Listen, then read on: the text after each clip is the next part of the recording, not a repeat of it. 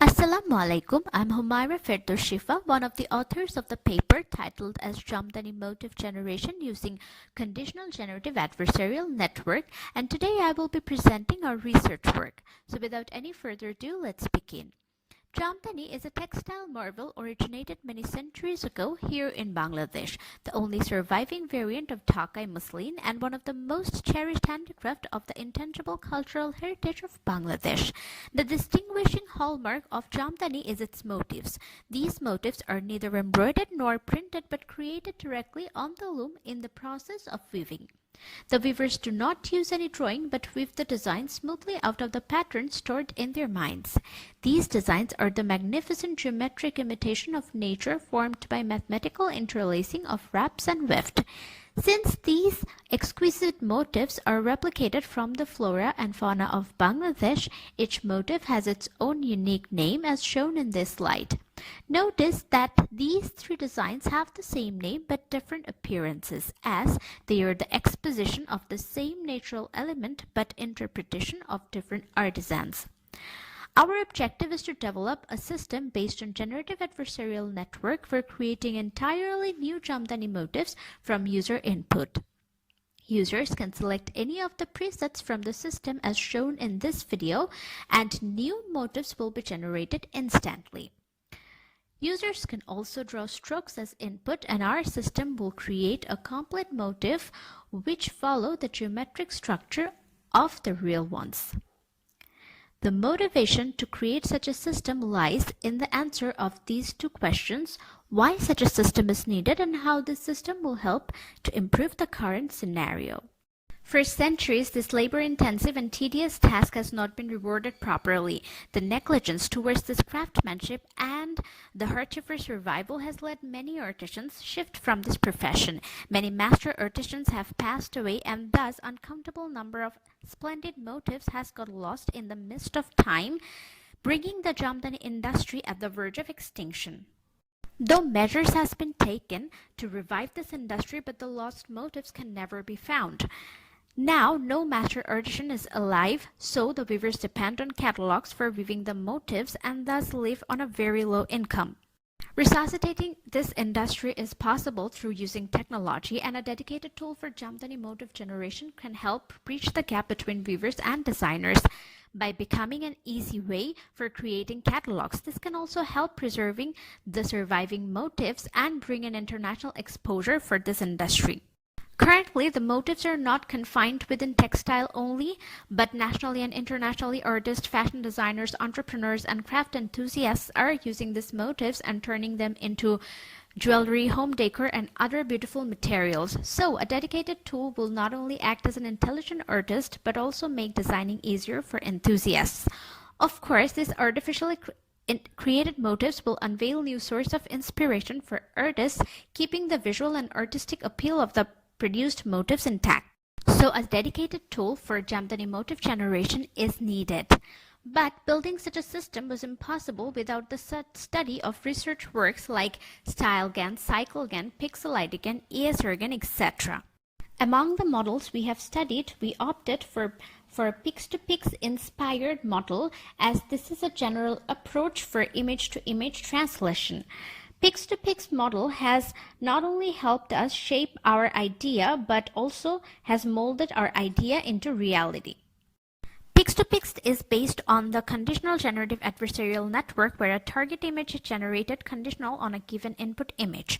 It changes the loss function so that the generated image is both plausible in the content of the target domain and is a plausible translation of the input image. The key to our research is an authentic data set, but for us being the trailblazer in this area of research, there was no previous data set available to serve the purpose. So the first challenge that came in our way was to build a data set of authentic Jamdani motifs suitable to perform computer vision related research. We couldn't collect images from the internet, as the images found there was not fitting to perform our task and the data authenticity was uncertain. Rather, we used two different sources for data collection. So let's take a look at the data collection journey that we had. We first visited the Jamdani Festival 2019 at Bengal Shilpalaya. The exhibition was an opportunity for us to experience the evolution of Jamdani industry.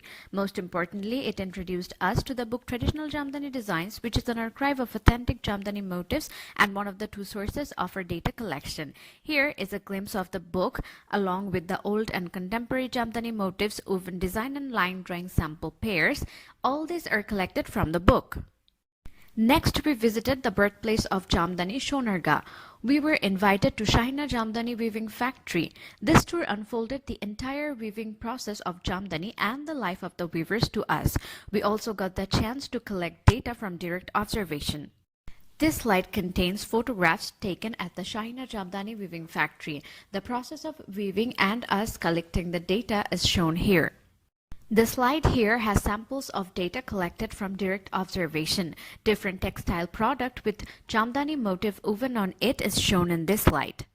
After collecting the images, it was time for us to build the dataset. We named the dataset Jamdani Noksha. This is the only available dataset of Jamdani motifs in digital format for computer vision related research. Motifs are the building blocks of each design, so initially from a complete design we had to identify each motif and then extract those by cropping. The motifs needed to be converted into a format similar to Pix2Pix data format, as our target is to generate motifs from a given stroke, so the dataset needs to include pairs of motifs and strokes to train the model. Since including handmade stroke for individual sample is not feasible, so we perform different morphological operation as a replacement of the strokes. Here, creation of a skeleton from a motif is broken down into steps.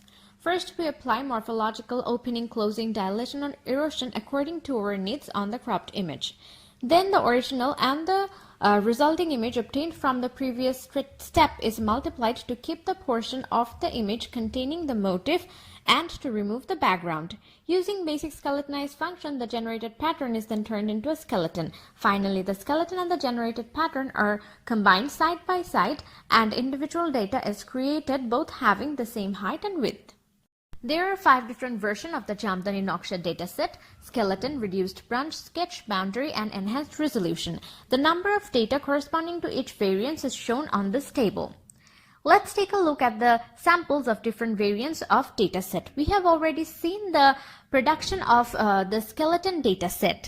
Sometimes the skeleton may provide unwanted branches which may mislead the training. So by applying erosion on the binary image, the reduced branch dataset is created.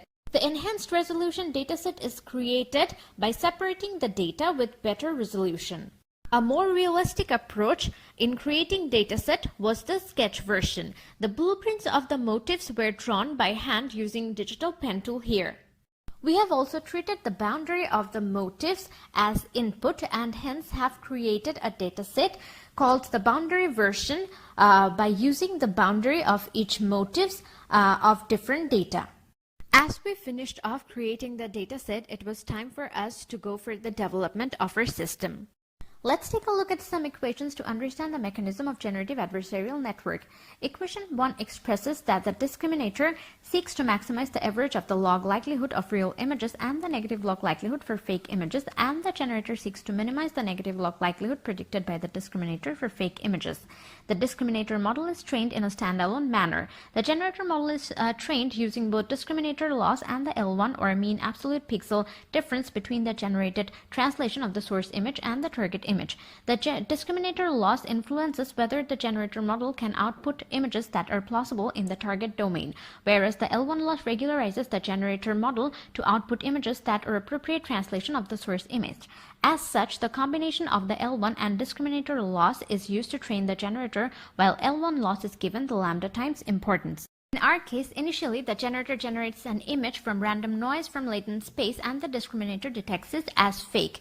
After some iteration, the generator produces an image that looks a lot realistic, yet the discriminator is not to be fooled. After training for enough iterations, the generator becomes competent to generate images that is good enough to fool the discriminator. To develop a Pix2Pix based model, we have followed various approaches. With the 5 versions of our dataset, we have trained the model individually. The output produced by the models and the lost graph analysis is provided next. In boundary-based approach, the output looks sharp and crisp. It's because we are providing more information in the input to impose a condition on the output. The enhanced resolution version is a skeleton-based approach. Despite having lower information in the input to condition the output of the generator, generated images look quite good in the target domain. In reduced branch version, the information in the input has been reduced more, but the generated motifs look plausible translation of the target image. The size of the skeleton version dataset has been increased by applying different data augmentation techniques like flip rotation, pixel shifting, etc. Since the model is trained on almost 4 times larger dataset, hence the output are quite sharp and crisp. The L1 loss value is also minimum among the model's loss, indicating precise pixel-to-pixel translation. The inputs of the sketch version dataset is homogeneous to real world, but due to the smaller size of the dataset, the outputs are less sharp compared to the previous ones. Here is a comparative view of the different outputs. The loss graph of generative adversarial network is very non-intuitive. Mostly it happens due to the fact that the generator and the discriminator are competing against each other, hence improvement on one means the higher loss on the other.